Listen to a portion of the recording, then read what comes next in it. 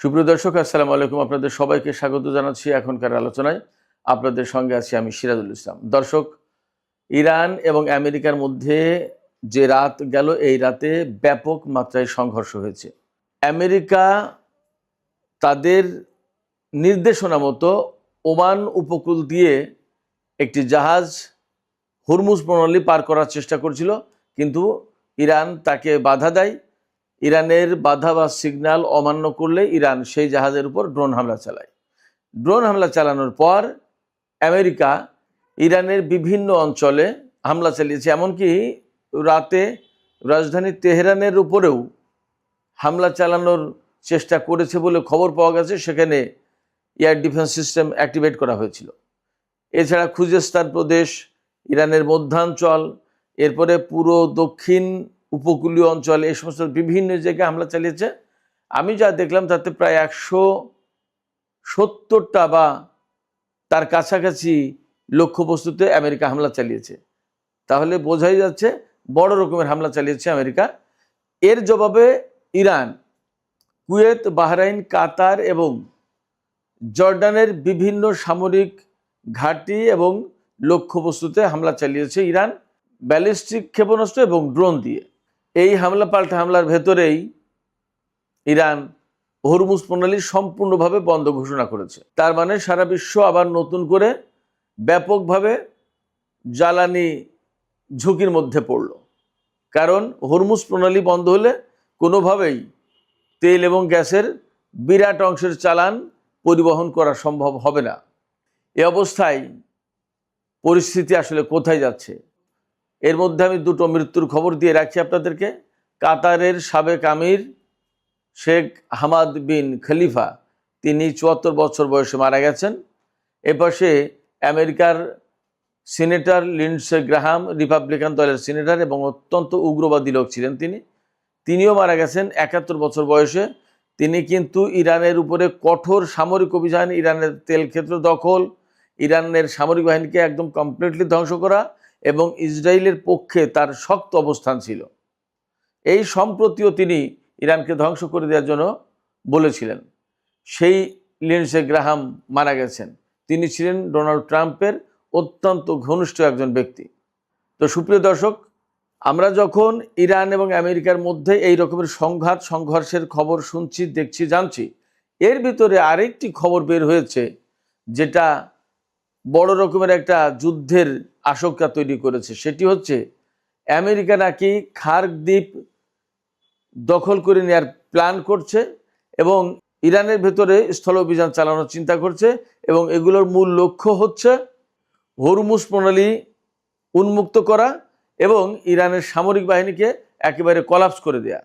এখানে প্রশ্ন হচ্ছে, আমেরিকা কি আসলে ইরানের ভেতরে স্থল অভিযান চালানোর চিন্তা করবে কিনা, খার্ক দ্বীপ দখল করতে পারবে কিনা, এবং আদৌ আমেরিকা সামরিক উপায়ে হরমুজ প্রণালী খুলতে পারবে কিনা?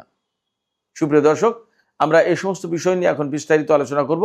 আশা করি আপনারা শেষ পর্যন্ত সঙ্গে থাকবেন, আর ভিডিও ভালো লাগলে লাইক, কমেন্ট, শেয়ার করবেন। দর্শক, চলুন আমরা বিস্তারিত আলোচনা করি। প্রথমেই যে কথা বলবো সেটি হচ্ছে যে গত রাতে আমেরিকা এবং ইরানের মধ্যে কিন্তু বড় রকমের সংঘর্ষ হয়েছে। আমি আগেই বলেছি, একটি জাহাজ ওমান উপকূল দিয়ে হরমুজ প্রণালী পার করার চেষ্টা করছিল আমেরিকা, এবং এটা ছিল আমেরিকার মূলত একটা উস্কানি। এই প্রেক্ষাপটে ইরান ওই জাহাজের উপর হামলা চালায়, ড্রোন হামলা চালিয়েছে। ড্রোন হামলা চালানোর পরে সম্ভবত একজন নিহত বা নিখোঁজ আছে, এরকম সর্বশেষ খবর আমি দেখেছি। আর জাহাজের ইঞ্জিন বিকল হয়ে গেছে, জাহাজটা অচল অবস্থায় আছে সাগরের উপরে। এরপরে আমেরিকা ইরানের বহু জায়গায় হামলা চালিয়েছে। আমি আগেই বলেছি 150টির বেশি জায়গায় আমেরিকা হামলা চালিয়েছে।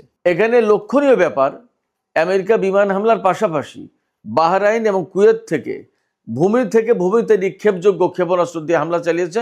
এই ক্ষেপণাস্ত্রটার নাম হচ্ছে হাইমার্স সিস্টেম। এই হাইমার্স সিস্টেম থেকে ক্ষেপণাস্ত্র ছুঁড়ে ইরানে হামলা চালিয়েছে এবং এই হামলাগুলো মূলত হয়েছে ইরানের দক্ষিণ উপকূলীয় অঞ্চলে, বন্দর আব্বাস, কেশম দ্বীপ, কিশ দ্বীপ, সিরিক দ্বীপ, তারপরে এই খার্ক দ্বীপের আশপাশে খুজেস্তান, এই সমস্ত এলাকায়। আবার ইরানের মধ্যাঞ্চল, এমনকি তেহরানের উপরেও নাকি বিমান দিয়ে হামলা চালানোর চেষ্টা করেছে, হামলা চালিয়েছে।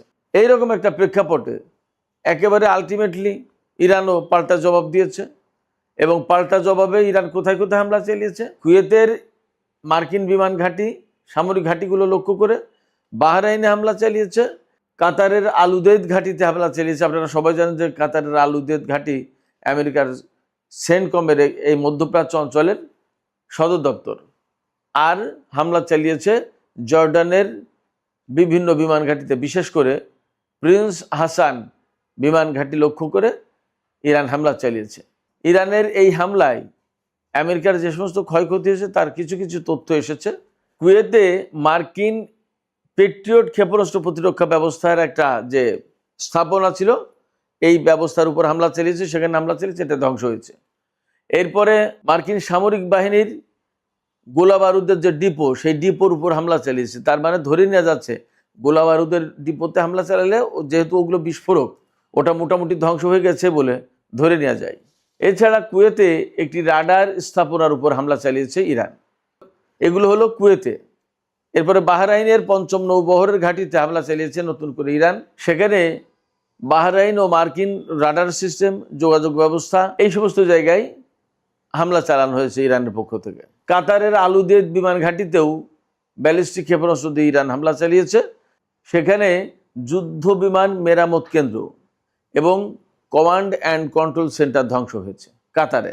এরপরে জর্দানে হামলায় কি ক্ষয়ক্ষতি হয়েছে?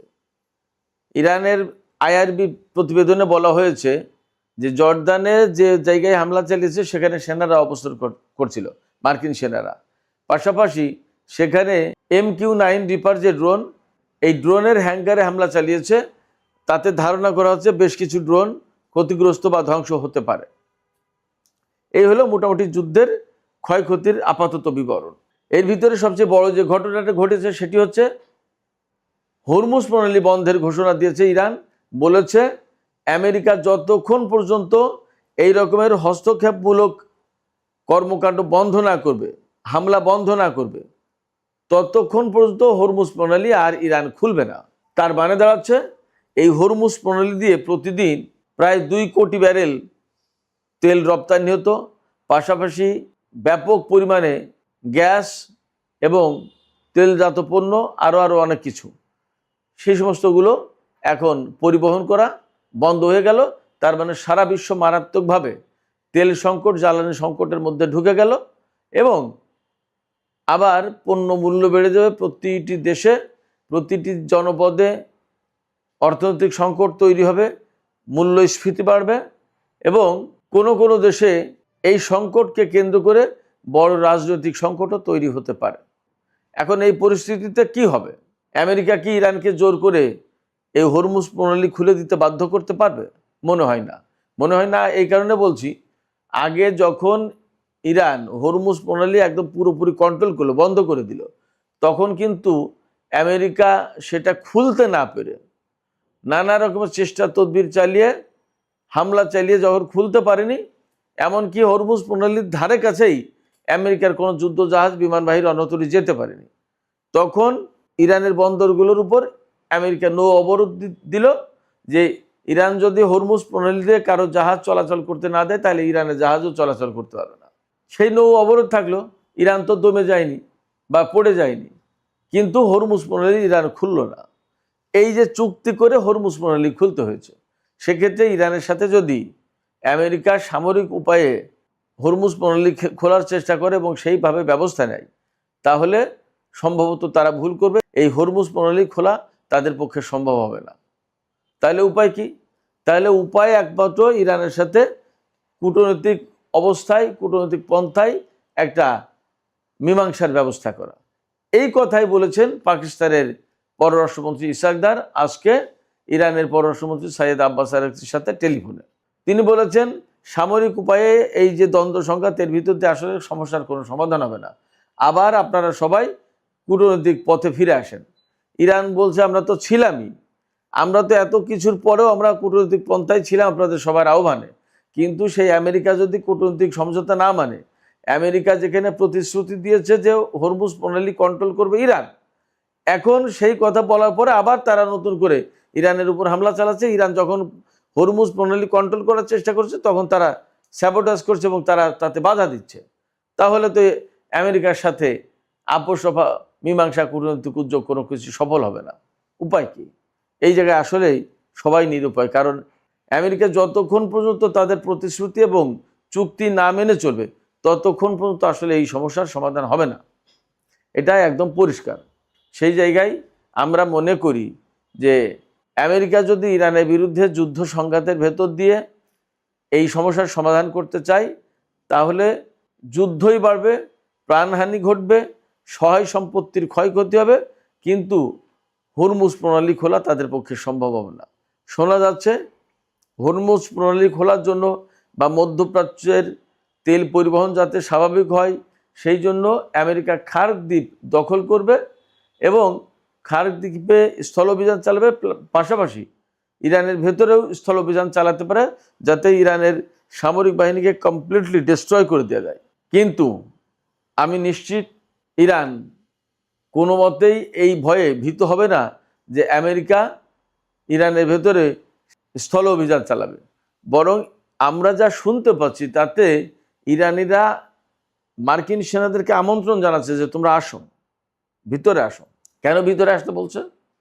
ভিতরে যেতে বলছে এই কারণে যে বিমান হামলা, ক্ষেপণাস্ত্র এবং ড্রোন হামলা দিয়ে খুব বেশি একটা কাজ হয়নি, সামরিক স্থাপনা, ঘাঁটি এই সমস্ত ধ্বংস করা গেছে। কিন্তু ইরানের ভেতরে যখন স্থল অভিযান চালাবে তখন মার্কিন সেনারা যাবে ফাঁদে পড়ে, আটকা পড়ে যাবে।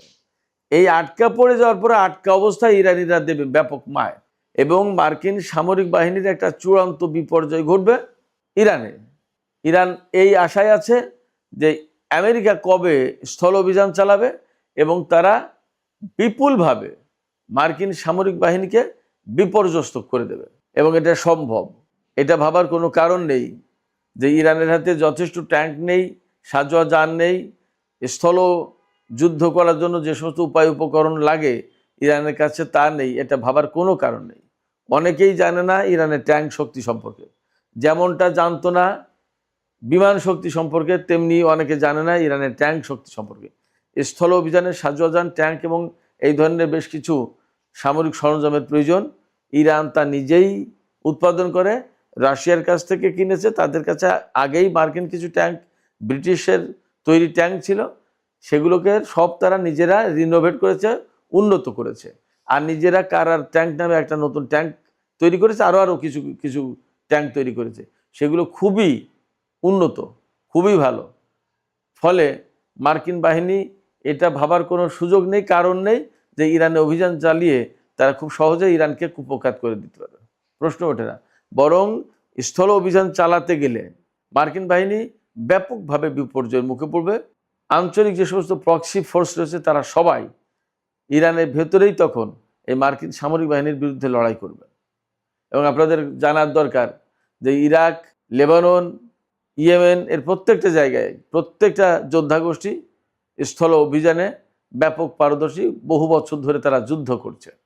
সেক্ষেত্রে মার্কিন সামরিক বাহিনীর জন্য সম্ভবত ইরান বড় বিপর্যয়ের একটা ফ্রন্টে, ব্যাটেল গ্রাউন্ডে পরিণত হতে যাচ্ছে। সুপ্রিয় দর্শক, এখনকার আলোচনা এখানে শেষ করতে চাইছি। আলোচনা শেষের আগে আপনাদের সবার কাছে জানতে চাই, হরমুজ প্রণালী বন্ধ করে দিয়েছে ইরান, এখন আমেরিকা কি সামরিক উপায়ে এই হরমুজ প্রণালী খুলতে পারবে?